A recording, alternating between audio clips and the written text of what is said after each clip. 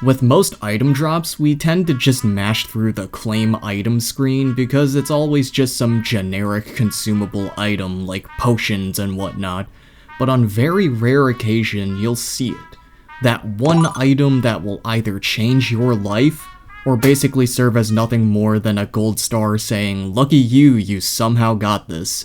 No real criteria or direction for this video, just some absurdly rare drops in RPGs that you may or may not recognize, in no particular order. So to start off, I've been playing Castlevania Symphony of the Night for the first time, and it's had me glued to the screen these past few days as of writing this. Would you believe me if I said the main reason I wanted to play this game was for one rare item drop? I'm sure a good amount of you are familiar with this one. The best weapon in the game isn't some secret boss reward or extremely well hidden, it's a drop from this generic floating ghost called a shmoo. Please excuse the fan translation footage, I'll be calling everything by their official English names. But it's not something you'll just casually come across. I can't find the exact drop rate, but it's low enough to the point where you're gonna have to grind for it. You can't get this weapon until reaching the inverted castle, which isn't gonna take as long as the normal castle to navigate, so I'd say this is well past the half point in the game. However, it's not too far into the inverted castle. You just have to make your way to the reverse library. As a point of reference, start at this fast travel portal, then make your way up to this strip of rooms. This short hallway is where you'll be farming for it, but it's easier to farm when entering through the right side. The shmoos will come flying towards you immediately upon entering this side, making it an ideal setup for the grind. Next, you'll want to raise your luck stat as much as possible. This can be done by equipping a full a la carte set. However, this equipment is pretty weak outside of increasing your luck immensely. You might not be able to one-shot the shmoos and they'll end up knocking you out of the room, which is annoying. So you might actually want to equip the Ring of Ares. This will give you a massive strength boost at the cost of all your defense. Keep an eye on your health if you mess up your timing and get hit. If you don't know where to get all these items, look it up. Despite this, it's still the safest and easiest place to do it, since there's a save point just below you if you need to heal. Or if you've picked up enough ramen, which is the other item these shmoos can drop, you could just use those since there are no enemies in the room next to the hallway. Within a matter of time, you'll see a sword drop, the infamous Crissaegrim, or Valmonway, as it's called in other games. It took me just under 11 minutes with 67 luck. Wait, what's so funny? It's no secret how ungodly powerful this is. It's pretty well documented at this point, but I'll explain it anyway. Not only does it let you attack while moving, which most other weapons don't, but it also lands a billion hits per swing. This thing shreds through bosses within seconds, so I genuinely cannot recommend using it unless you're backtracking or planning to beat the game at a low level. I recorded myself eviscerating a few bosses just for this video, but it felt so cheesy I went back and redid those fights clean. This might just be one of the biggest monkey's paw moments in gaming. We as players usually yearn for the most powerful weapons in the games because they make us feel badass, but in this game, it comes at the cost at any semblance of challenge. Not to mention, I did this right after grinding to level 40, so most bosses at this point in the game aren't gonna be all that challenging to begin with. It's still really cool to have, but I think I'm fine sticking with the old jewel knuckle and short sword combo. In my last video on rare encounters, I mentioned generations 1, 3, and 4, but not Gen 2. That's because I specifically wanted to save it for this video. We're gonna talk about the OG rare held item in Pokemon. You might remember that I deemed Chansey to be the game's most archetypical rare encounter. Well, it's not as hard to get in Gen 2 since you're not bound by the rules of the Safari Zone this time. But it's still a 1% encounter. On top of that, the devs decided to also give this Pokemon a rare and valuable item, the Lucky Egg. Yes, apparently even though all Chansey carry eggs, only 2% of them will be carrying a Lucky Egg. And I'm not sure if this is the same egg they're carrying, or a separate egg they just happen to have in their back pocket? And no, traded Chansey from Gen 1 games will never be holding one. they will always be holding a lucky punch, which isn't nearly as good. Either way, what makes this egg so lucky is that equipping it as a held item on any Pokemon gives the holder a 50% boost to their experience point gains. This stacks on top of the inherent XP boost that traded Pokemon have. Now, considering how late into the game this is available, I wouldn't say it's really all that game-changing. But if you love Pokemon Stadium 2, this can greatly help expedite the process of building your own teams for that game. It's what I did. But like all rare items, the struggle comes from just getting it. So let's do some basic math here. So it's a 2% chance that a wild Chansey could be holding one. So that's a 1 in 50 chance, right? So I should be able to get one within 50 Chansey encounters. Well, yes, but that's going to take a pretty long time considering Chansey's already low 1% encounter rate. You could use the move Thief to see if Chansey is holding it, then just run if you get nothing. Two problems with that though. Firstly, I already used up my TM for Thief and later deleted that move, so I can't ever get that back. Secondly, Thief actually has a 50% chance of not stealing anything in Generation 2, and if you're really pedantic like me, you'd probably just end up using it up to 10 times on the same Chansey, just to be sure that you weren't just extremely unlucky. At that rate, I'd rather just catch and check each individual one for them. Have a Pokemon that can put Chansey to sleep, since that's the only status ailment that actually increases your odds of capture in this gen, aside from freeze. However, it's a lot harder to freeze a Pokemon than it is to put it to sleep. Another thing that might suck is accidentally knocking out the Chansey, because who knows, that could have been the one holding the lucky egg. Unfortunately, it ended up taking more than 50 Chansey to get that egg, despite what the math told me. It actually took 51. And if you start counting from 0 instead of 1, then I'm still technically right. In Kingdom Hearts, you wield the Keyblade, a one-of-a-kind weapon. Any changes to your weapon are from attaching different keychains to it. These are usually given to you as little mementos from your travels, so it doesn't quite make sense to have something like this drop from an enemy, even as a rare drop. I seriously doubt the enemies are gonna be holding any upgrades for the mythical weapon that they're terrified of. Generic weapons though, those are fair game. The perk to being a boring character is that you can actually buy weapons, find some in chests, and more importantly, get the occasional rare weapon drop. Maybe. In Kingdom Hearts 1, there are 2 rare weapon drops for Donald and Goofy, the Wizard's Relic for Donald and the Defender for Goofy. These both drop from the enemies they're named after. They start appearing in Hollow Bastion, and after you finish your first visit, they can start appearing in other worlds too. Wow, that's pretty late into the game. Is that even worth it? Well, if you know anything about Kingdom Hearts, you know the game's not done just because you made it to the last world. No worries folks, there's tons of optional content to go around, and thus plenty of time to get these drops, and a little more game to capitalize on with them. That is, assuming you'll even get them. These drops are really rare, both sitting at a 0.2% drop rate. To put that into perspective, you are 10 times more likely to get a lucky egg from Chansey. However, these enemies are way more common than a Chansey and usually spawn in groups. If you've completed both visits to Hollow Bastion and you haven't gotten either of these drops yet, don't worry, there's an easy place to farm for both. This hotel hallway in Traverse Town post Hollow Bastion spawns a wave of each of them. After clearing them out, you can loop through the hotel rooms, and when you come back into the hallway, you'll have done enough room transitions to where the wizards and defenders will respawn. Just keep looping the hotel and you're bound to get the drops eventually. You'll also gain a ton of experience while you're at it. If you're able to, you might as well capitalize on it and equip all your XP boosting accessories. These weapons are actually pretty good if you get them before doing the solo or time trials of Hades Cup.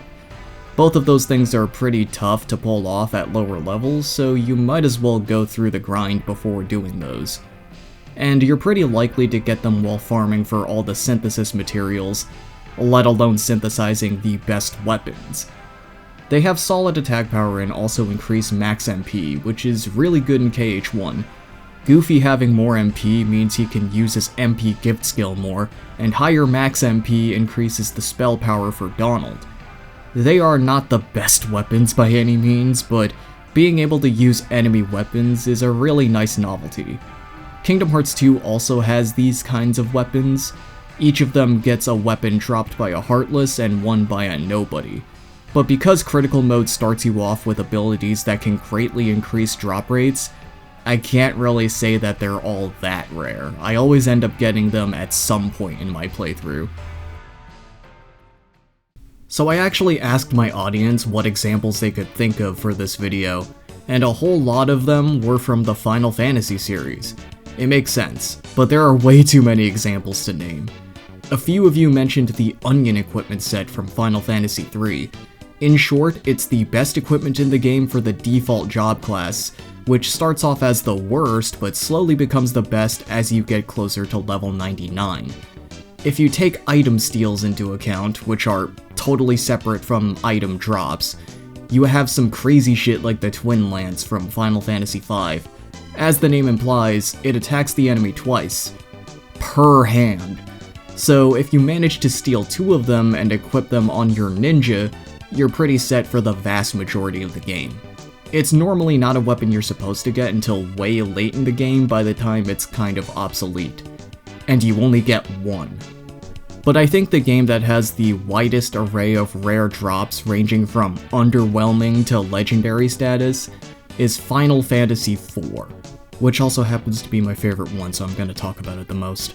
The first class of rare items I want to talk about is the normal enemy summons. Yeah, I bet some of you didn't even know you could summon regular enemies. That's just how rare they are. You can get one as early as the start of the game with the Goblin of all enemies. It's not any good, but you can get it. Other enemies include the Bomb, Cockatrice, and Mind Flayer. I'd say the only one that's remotely worth using is Cockatrice, as that will let you petrify enemies way earlier than you're supposed to be able to. The black magic equivalent spell Break isn't learned until late game levels. These rare drop summons are also way cheaper in terms of MP cost, but at that rate, you might as well just be using Rydia's black magic. That's what it's there for. Now let's get into some of the rare equipment drops. This is where things start to get interesting. There's a whole list I could go down that I'll show on screen right now from the FF Wiki, but I primarily want to focus on final dungeon drops, since those are the best ones. As you may know, the final dungeon is full of dragons, who hit pretty hard. The game gives you dragon armor to help resist dragon attacks as well as their elemental attacks. But to get the weapon that's strong against dragons takes a lot more luck. There are only 2 enemies in the original game that drop this weapon, 3 in the GBA and PSP versions. Your highest chance of getting it is from the red dragons at 12.5%, with your alternative being 0.39% from blue dragons. Technically speaking, this isn't even the strongest lance in terms of attack power, but the thing about Final Fantasy IV that I really like is that equipment is worth more than just its numbers. Something I always have to stress to newcomers of this game is that exploiting creature type weaknesses can easily outdamage your higher attack weapons with neutral damage. Comparing this to the Holy Lance, the Wyvern Lance actually has more utility. There are way more dragons than there are undead monsters in the final dungeon. Is it worth farming for? In the original game, not really. While dragons can appear throughout the dungeon, the place where you can actually farm them with sirens is at a point where you don't really need it. You're only a couple floors from the final boss who, isn't a dragon.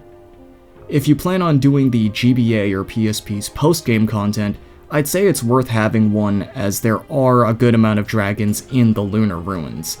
I was actually able to get 2 within 7 minutes of farming, so I guess it's not insanely rare, but not common enough for most people to get just going through the dungeon without farming. Let me tell you, it feels good to have a better weapon for Kain. He does not get much at endgame. I like this rare drop because it's really good, but not game-breakingly busted. To further drill in my point about numbers not being everything, let's talk about the glass mask. It has the highest defense of any headgear in the game, but has no other benefits. They're dropped by these annoying motherfuckers called death masks. They appear at the very bottom floors of the final dungeon leading up to the final boss. They cast Reflect on themselves as well as your whole party so that you can't use healing spells on yourself or attack with spells directly. You have to bounce spells off your own party to damage it indirectly. But the enemy can do that to you too, spamming powerful spells like Holy and Flare at you. It also has a ton of HP to the point where it's usually not worth fighting these guys. All this for a 0.39% chance for a purely physically defensive piece of equipment. Spoiler, that's not gonna mean a whole lot against the final boss. You're much better off equipping literally any other piece of headgear you find leading up to that point. Ribbons for ailment resistance and magic defense, the crystal and dragon helms for their elemental resistance, or even earlier pieces of equipment like the black cowl for the strength and agility boost. But hey, at least it sounds cool. A mask made of glass? Call me Cinderella. Okay, this last FF4 drop isn't a piece of equipment itself, but it can help you get the best piece of armor in the game. It's dropped by an enemy that can only be encountered in one specific room in the final dungeon. The fastest way to get this encounter is to use sirens. This is where you'll meet the Flan Princesses. They'll cast Berserk on your entire party, and occasionally try to confuse them. If you have ailment-resistant equipment like the Crystal Mail or Ribbons, you'll be immune to this enemy's gimmick entirely. This fight isn't hard by any means, but it's pretty drawn out. That's kind of the biggest obstacle in trying to obtain its super rare drop, the Pink Tail. If you're lucky enough to obtain one of these, congratulations. No, genuinely, congrats. This one's also a 0.39% drop. That's less than half a percent. I tried grinding these slimes for over an hour, used up all my sirens, and I still couldn't get one. Thankfully, I already managed to get an adamant armor on my almost decade-old save file. You will have to exit the final dungeon, but I can assure you the trip back won't be as bad. Hop inside the Enterprise airship on Earth, not the Falcon, and pick up your hovercraft. Carry it all the way to Agert, so you can move across the shallows and reach Adamant Isle Grotto. Inside, you'll find a little guy who will take your pink tail in exchange for adamant armor.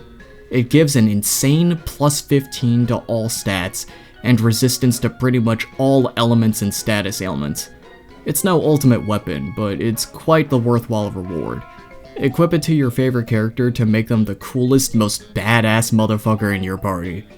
The 3D versions of FF4 have other variants of this item that are dropped by Red, Green, Thunder, and Yellow Dragons, as well as Armored Fiends. You can exchange these tails with the same NPC for Onion equipment. I was not expecting to bring up this equipment set twice, but here we are.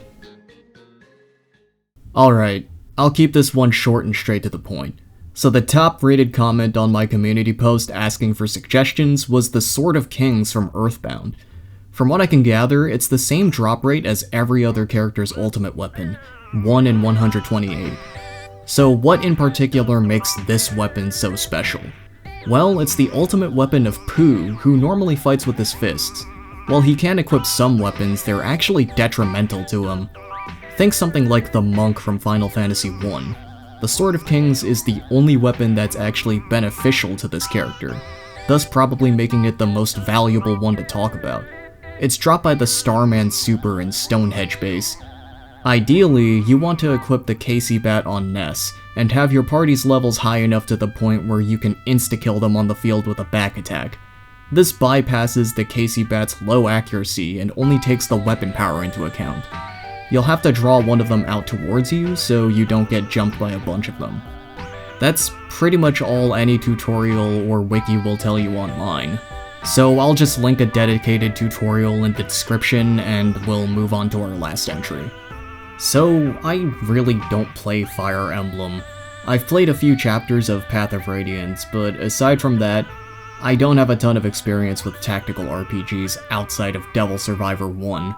But my friend Big Clingy brought up something interesting to me while I was workshopping this video idea. he brought up Fire Emblem the Sacred Stones. I've been told that Fire Emblem doesn't typically do random drops, but this one does. And what made this example particularly interesting to me is that you can pretty easily manipulate RNG to get pretty much any rare item you want. He gave me a whole list of items that I have no idea what they do, but the most valuable one to farm out of all of them is probably the Swift Soul. It increases the movement of your units. Now, even I know that's a pretty big deal to have in any strategy game. Keep in mind these aren't restricted to 1 per unit, by the way, so you could potentially max out a character's movement with enough Swift Souls. If you want a more full explanation of how it works, I recommend watching his video, which I will link on a card on screen as well as in the description. He does this after a hard reset, then immediately goes into creature campaign mode and enters the Lagdo Ruins. For this manipulation, you're gonna need a unit with an odd number of movement spaces, although it's easiest to pull off with a movement of 7. You'll also want to move your cursor to shape that unit's movement arrow in a specific way. It should be right 2, down 2, left 2, up 1, right 1. Do this 3 times, then retreat the battle. Now you want to re-enter that battle and retreat 5 more times. Skim through the enemies, and there should be a white holding a Swift Soul on the map now. Again, you could do this with any item drop, but this one's probably the most noteworthy. Now I know that if you really wanted to, you could probably find some way to RNG manipulate any of the rare drops that I mentioned in this video, but I can assure you that for most of them, it is not worth figuring that shit out, and if you really want to know that badly, you can look it up yourself. That being said, if you enjoyed the video, subscribe for more. I'm considering making this a series where I cover more RPG tropes like this one and my last video. I'd rather keep the topics down to game design stuff, so don't expect a video about the power of friendship anytime soon. I'd also like to cover more RPGs in general because it gives me an excuse to play more RPGs. Consider joining my Patreon. Free members get update posts, paid members get their name in the video, and extra goodies for just $1. And it helps support the channel. Thank you all for watching, and I'll see you soon, hopefully.